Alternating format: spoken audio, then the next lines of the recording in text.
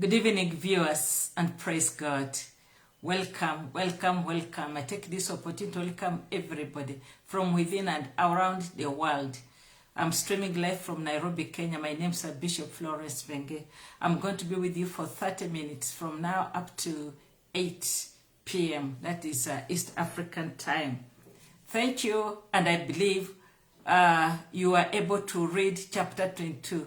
I've gone through chapter 22, brethren. This one is no joke. You must tighten up your belt as we go through it. It cuts across the board. When I'm reading chapter 22, I am seeing our city. I'm seeing our nation. I'm seeing the church. I'm seeing myself. I'm seeing you.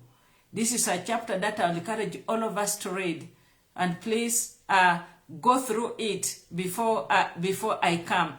Just go through it. It's a very, very nice chapter. Your life, your family, your ministry shall never, never be the same again after having finished reading this chapter. So I like us to pray. Heavenly Father, King of glory, it has pleased you that God will share your word.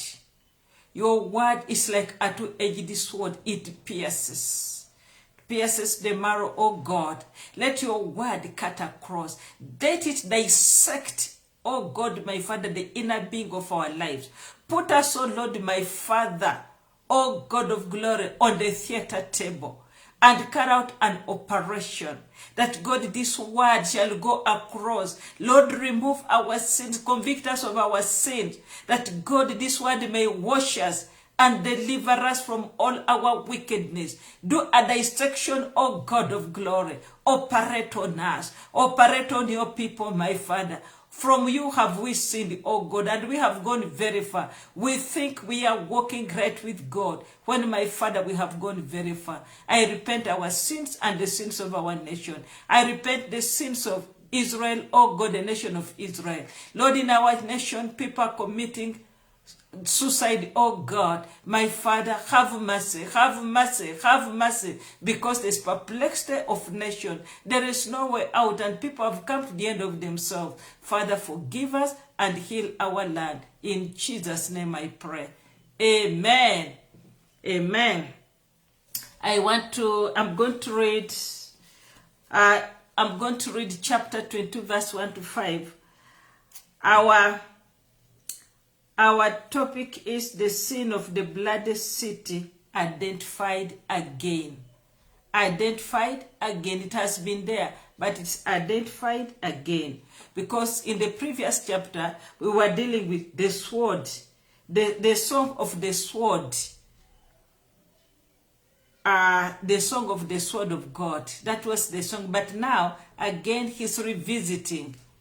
So, the sin of the sin of the bloody city revisited. God also revisits.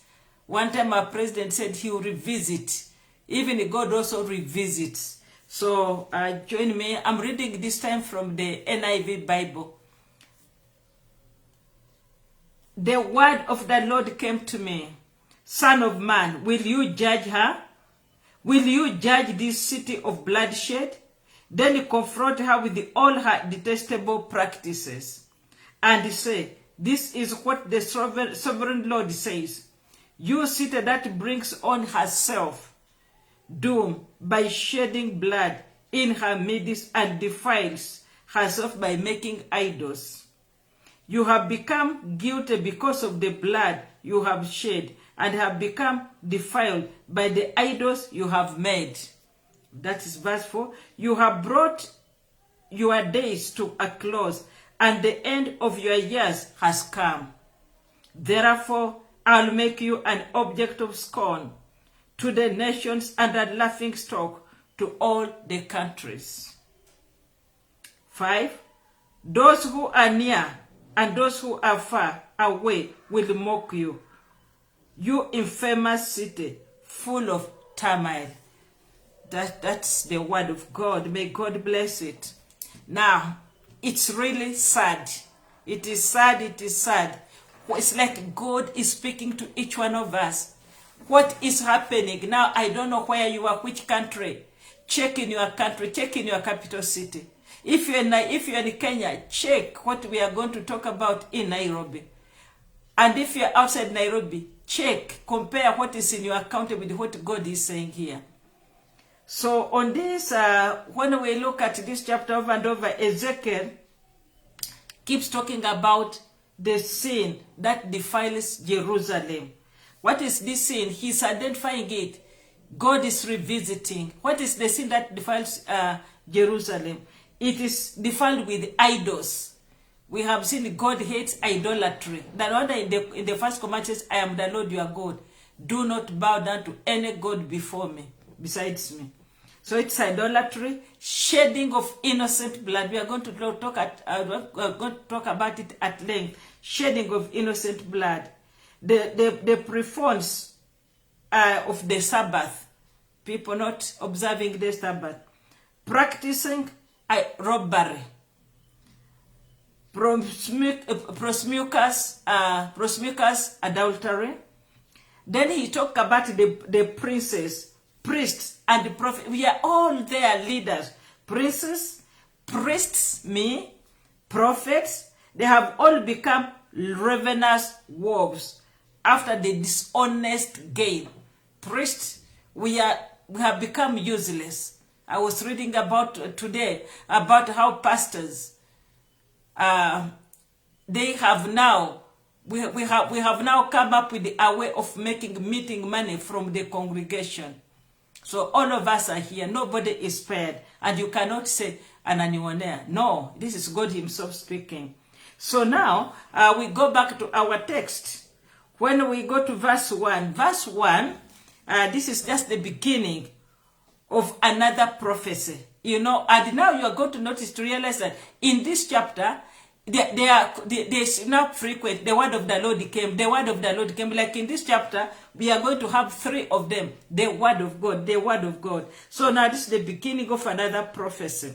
And now, in this chapter, God now, what is He doing? He returns and confirms that the judgment is definite. It is definite. It is official. And now, He is not just going to judge, but also it's going to concentrate more where the leadership is. That is the city of Jerusalem, where decisions are made. So now this chapter 20 is divided in 3 categories. The first one is talking about why the judgment. That is from verse 1 to 16. Then verse 2, the second part, that is verse 17 to 22, is talking about how the judgment come. That is the means that will be used. And then the last one now, that's from verse 23 to the end, is talking about when and who are going to be affected, when and who will be affected. Why, how, and who. Why is it coming? How will it come? And who are they affected? So this chapter addresses those 3 things. Now, we go now to verse 1 to 2 again. The message starts with Ezekiel. He's calling it the blood-thirsty city, the blood city. He says, moreover, the word of the Lord came unto me, saying, now, son of man, will you judge? Will you that judge the blood city? Will you judge? Ezekiel is being asked, will you judge? Will you judge the bloody city? Let me look at another. That's King James. Let me look at another version. And son of man, Ezekiel, will you judge? And you, son of man, Ezekiel, will you judge? Will you judge the blood-shedding city?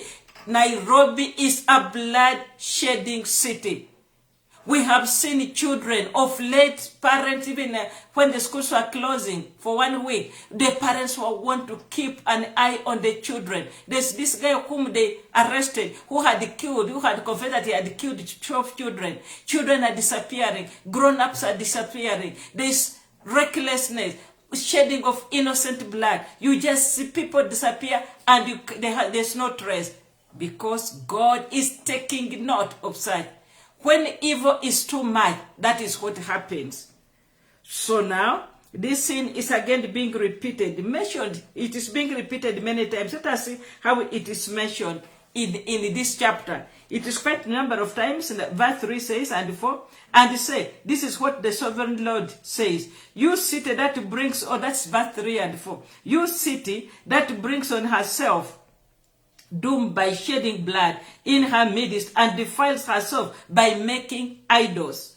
Verse 4, you have become guilty because of the blood you have shed. You see, the blood cries for revenge. Abel's blood was crying for revenge. And the people who kill, they never have peace.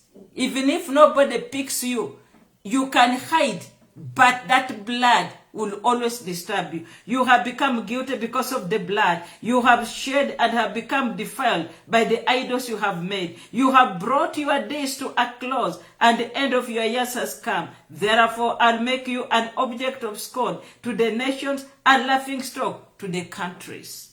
They're going because of what? Blood. Let's look at verse 6. We are talking about the blood being mentioned in this chapter. Verse 6 says, see how each of the princes of Israel who are in you uses his power. Uses his power. Hear this again. This is the NIV. See how each of the princes of Israel who are in you uses his power to shed blood. Power corrupts. Yeah, because you are in authority, nobody should talk against you. Anything you finish. Then verse 9, he says, in you are slanderers, who are bent on shedding blood. In you are those who eat at the mountain shrine and commit lewd acts. These are people who are doing, what are they doing? Offering bloodshed there during human sacrifice because of idolatry. They're eating on the mountain. Let's look at verse 12 to 13. In this chapter, we are talking about what he's talking about in this chapter. The shedding, the sin of the blood city revisited. 12 to 13, the word of God says, in you are people who accept bribes to shed blood. Bribes to shed blood. In our nation, we have people called hitmen. And that's their profession. I read about it. I watch the television. I read the newspapers. You and I, we read. That is Kenya. How about in your country? That is now Nairobi. How about in your country? Now, when we look at the country, how about in your county? These are people who are there. God is picking out the sin. In you are people who accept bribes to shed blood.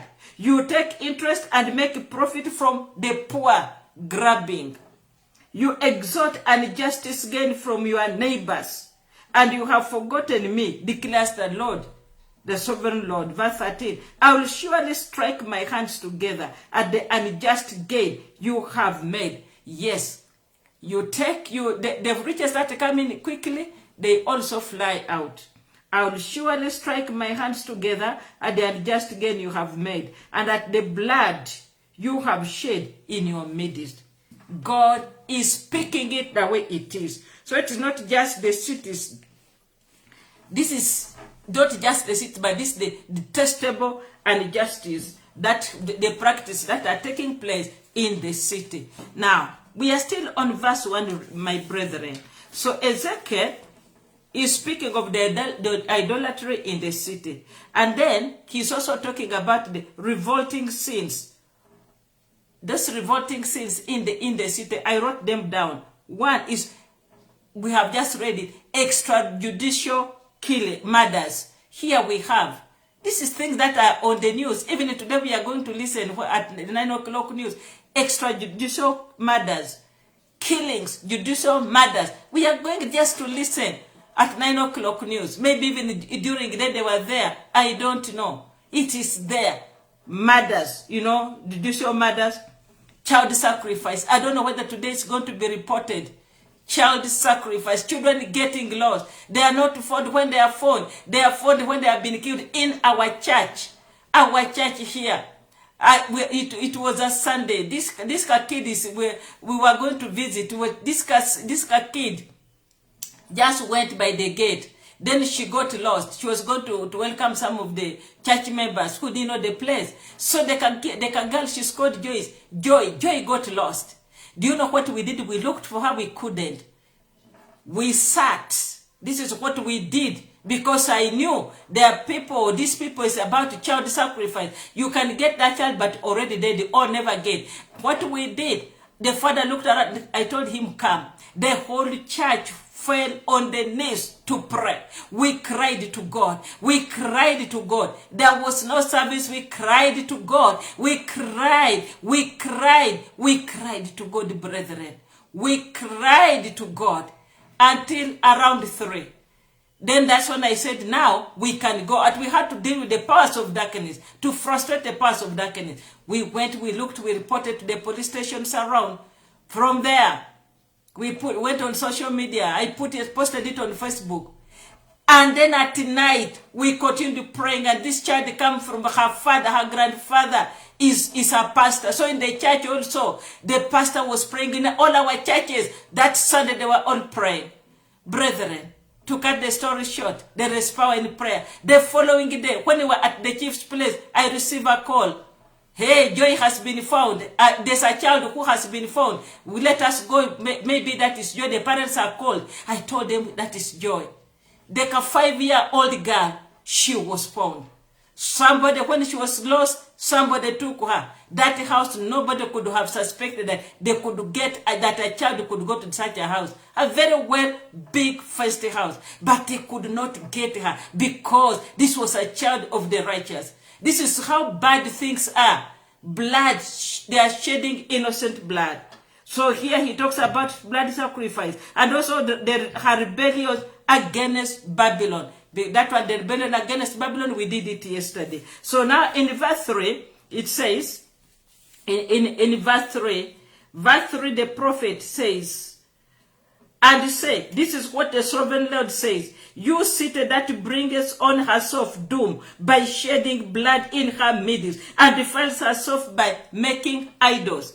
The city defiles herself. And now here, the prophet Isaiah and Jeremiah had the same thing against Israel. This is Jeremiah talking, but also Isaiah and Jeremiah. This is Ezekiel talking, but also Isaiah and Jeremiah had the same thing. Let us go to Zephaniah. Zephaniah chapter 3. Zephaniah chapter 3, verse 3. The word of God says, and her princes within her are rolling lions. These are the leaders, are rolling lions. Her judges, ravening wolves, the evening wolves. The judges are rolling lions. I mean the leaders in Jerusalem. How about your country? Her judges are evening wolves. They gnash not the bones till the marrow. They eat, they chew the people. I don't know which country you are. Look at your nation. Look at your nation and see whether what God is talking is what is happening there. So here we are talking about the uttermost sin of idolatry and the worship of idols. The making of idols. God says, verse 3, they have doomed themselves by shedding blood in her midst and defiles herself by making idols. So they are not only making idols, but they are also worshiping. They are worshiping idols. And then we also see that the city is full of injustice, leading to death and violence. Death and violence. It's full of injustice. There's no justice. You go to the court, there's no justice. You go where? This is what was happening in Jerusalem. Compare it with your country. Compare it with your city. Hallelujah. Compare it. And then you also saw that now, later on, many centuries back, many centuries later, we see Stephen visiting the same issue in Acts chapter 7. Acts chapter 7, verse 52. You know, God keeps record. So, Stephen, he also visits the same issue. Verse 52 says, which of the prophets have not your fathers persecuted? And they have slain them with which showed before of the coming of the just one, of whom you have been now the betrayers and murderers. He's revisiting so many centuries later on. So the blood shed in the city was the blood of child sacrifice to Molech. And God had said, we should never worship the idols of the land, because God does not demand blood. But they were sacrificing children to idols. Our children, where are they going in this country? Why are children getting lost? Why are parents being told, take care of your child? I mean, it is amazing. They either disappear forever or they are found when they have been killed. We are also seeing that apart from that also, the people, they murdered the people. These guys, they were murdering people for gain. Can you imagine? For the sake of gain. And that one we can see it in verse... we can see it in verse 6. They were murdering people for gain. Verse 6 again, he says, see how each of the princes of Israel who are in you uses his power to shed blood. The leaders are using their power when they want your land. When you rub them the wrong way, they use their power to shed blood. But remember, there is a God in heaven who watches. What is your profession? Don't use your profession, your power, to shed blood.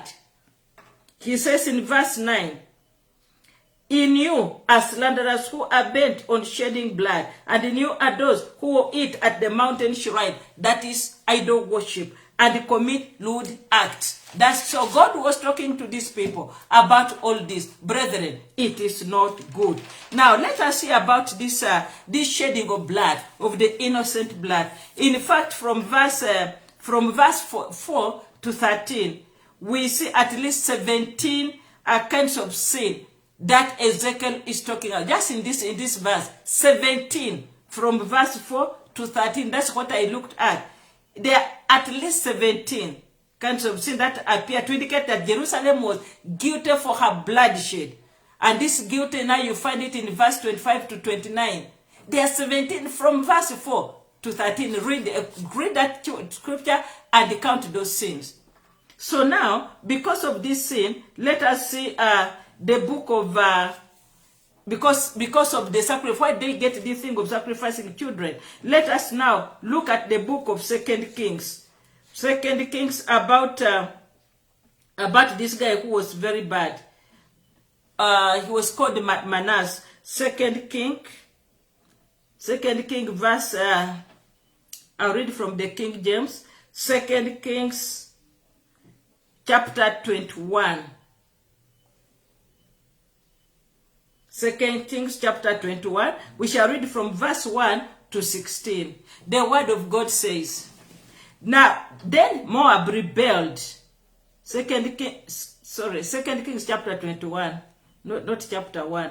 2 Kings chapter 21. Manasseh was 12 years old. We have read this story of Manasseh over and over if you have been following. Manasseh was 12 years old when he began to reign. And he reigned. Remember, he's a leader, he's a prince. And he reigned 55 years in Jerusalem. And his mother's name was Chaviah. And he did that which was evil in the sight of the Lord, after the abominations of the heathen, whom the Lord God cast out before the children of Israel. For he built up again the high places which Hezekiah his father had destroyed. And he reared up altars of Baal and made a grove, as did King Ahab. As did the King Ahab, king of Israel, and worshipped all the courts of heaven and served them.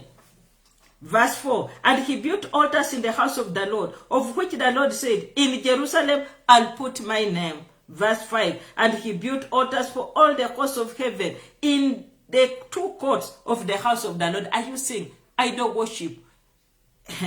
Verse 6, and he made his son pass. In fact, he made his son, it is singular. And he made his son pass through the fire and observed time. He sacrificed his own son like Idi Amin. Idi Amin sacrificed his own son whom he loved, called Moses, so that he could retain power. So that is Idi Amin for Uganda. And he made his son pass through the fire and observed times and used enchantment and dealt with familiar spirit like what Nebuchadnezzar used last week. And also the king of Moab, what the Moabs used, familiar spirits and wizard. He wrought much wickedness in the sight of the Lord to provoke him to anger. And he set a graven image of the groove that he had made in the house, of which the Lord said to David and to Solomon his son, in this house in Jerusalem, which I have chosen out of the tribes of Israel, I'll put my name forever. Verse 8, neither will I make the feet of Israel move any more out of the land which I gave their fathers, only if they will observe to do according to all that I have commanded them, and according to all the law that my servant Moses commanded them. Verse 9, but they hearkened not, and Manasseh seduced them, the prince, seduced them, the leader, to do more evil than did the nations whom the Lord God destroyed before the children of Israel. And the Lord spoke by his servant the prophet, saying, that is Isaiah, Ezekiel, and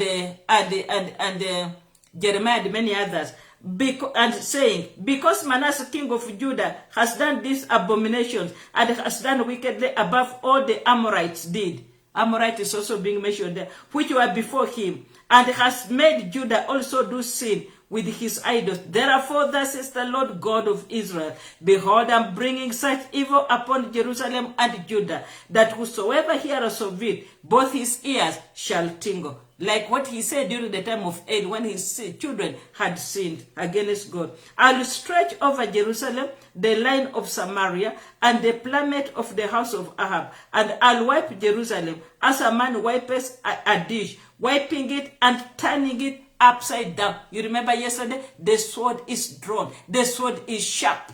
So God will do that. I'll forsake, verse 14, I'll forsake the remnant of my inheritance, and I'll deliver them into the hand of their enemies, and they shall become a prey, and I'll spoil to all their enemies. 15, because they have done that which was very evil in my sight, and have provoked me to anger, since the day their fathers came forth out of Egypt, even unto this day. God goes back. He has the history. He keeps records. Moreover, Manasseh shed innocent blood. Our nation, our city, your city is shedding innocent blood. Abortion is one of them. Abortion we don't even see. We only see the children who are disappearing and grown-ups who are disappearing. But the children, abortion is the shedding of innocent blood, because life starts at conception. Moreover, Manasseh shed innocent blood very much, till he had filled Jerusalem from one end to another, besides his sin wherewith he made Judah to sin, in doing that which was evil in the sight of the Lord. Because of what Manasseh did, brethren, we need to intercede, we need to repent. It is bad, it is bad. So the city was now, what has happened to the city? The city has now come under judgment. She's hastening her judgment by the shedding of blood. Do you know, if you do evil, you are bringing death to yourself very quickly. You go drinking, you shorten your life. You get into immorality, you shorten your life. Now what is happening? I always hear men are using Viagra. They go they go with the prostitute, they go with the people, so they go with and they die. Sin makes them die very fast. People are killing each other because of sin. They shorten their life. God wants us to enjoy life, but now they are shortening. So Jerusalem is also doing the same, shortening her life. So now he's talking about the soon coming judgment. So Jerusalem has become a laughing stock. We have just seen that. He has now become a laughing. Verse 5 says, those who are near and those who are far away will mock you, you infamous, only full of turmoil. And now you have become a laughing stock. Verse 4. Therefore, I'll make you an object of scorn to the nation and a laughing stock to all the countries. Jerusalem has become a laughing stock. It has become apparent that everybody has left God. It's no longer a hidden truth, but now it is there. Let us look at one scripture. That is the book of Romans. The book of Romans. You leave God, you become a laughing stock. You die in your sin. I'm seeing men dying in their sin. Seeing women, Jesus, evil. They think they're enjoying. You think you are enjoying life, when actually, in the real sense, life is enjoying you. You think you're enjoying life? Life is enjoying you. You die before your time. Why die so young? Why not turn away from your wicked ways and walk the right way, brethren? Romans chapter chapter 2, verse 24 says, For the name of God is blasphemed among the Gentiles through you, as it is written. They have made God a laughing stock. His name is being blasphemed. This is Israel, which during the time of David and Solomon, it was on the helm. It was up there. Everybody was identifying with Israel. They admired them. They admired their God. But now, all of it is God. They have made God a laughing stock. Brethren, let us turn away from our wicked ways. The only way to stand against this is for the church to take time and repent. We are having a lot of bloodshed. We are now approaching election time. The devil is asking for blood for people to be able to make it to the next level. They are willing to offer even their wives, even their mothers. They are willing to offer their children, wives, mothers, everything, husbands. They are willing to offer, to sacrifice. Brethren, this is terrible. Look at our nation. And let us not go without hearing reports. Even just sometimes I think they don't even report. Even just reading in the papers. Somebody has died. Somebody has been shot. A body has been found. A child is lost. Brethren, evil is too much. We are due for judgment. But this is the time for the church to repent. To stand in the gap and say, God forgive our city. God forgive our land. How is your nation? You need to get on your knees and cry for your nation. You need to get on your knees and cry for your city. You need to get on your nation and on your knees and cry for the county. Wherever you are, take time to pray. Pray for the leadership. Cry for the leadership. Repent. Cry for the church leaders, priests, prophets. Cry. The Bible says in the book of Galatians chapter 3, verse 3 says, "Oh foolish Galatians, who has bewitched you? You started off in the flesh, in the spirit, but you have ended up in the flesh." We ministers of the gospel, we started off very well. God called us. But because we went lasting, we wanted to be like the people of the world. We wanted to identify with them. We wanted to live their lifestyle. What have we decided to do? We have decided to sell our soul. We have decided to sell the soul of the church. To sell our soul and the soul of the church for the exchange of these perishable things, which the devil cannot give you for nothing. May the Lord bless you, brethren. Repent. Let us stand in the gap. Intercessors, wake up and repent and cry. Pastors, wake up and cry. The nation, let us wake up and cry. The church, wake up and cry. It is not good, because judgment is inevitable on your city, on your nation. It is inevitable. May the Lord bless you and keep you. May the Lord shine his face upon you and be gracious unto you. May the Lord lift up his countenance upon you and give you peace. May he bless you as you go out and as you come in. May you be the head and not the tail. May the Lord give you a spirit of repentance. May the Lord give you the urges of prayer. May God, the God of Abraham, Isaac, and Jacob, give you no sleep until you stand in the gap and cry for your city. You cry for your nation. Cry for your family. Cry for the church. May God bless you. See you tomorrow, God willing. Read from verse 6, Ezekiel chapter 22. God bless you. I love you, the love of Christ. Amen.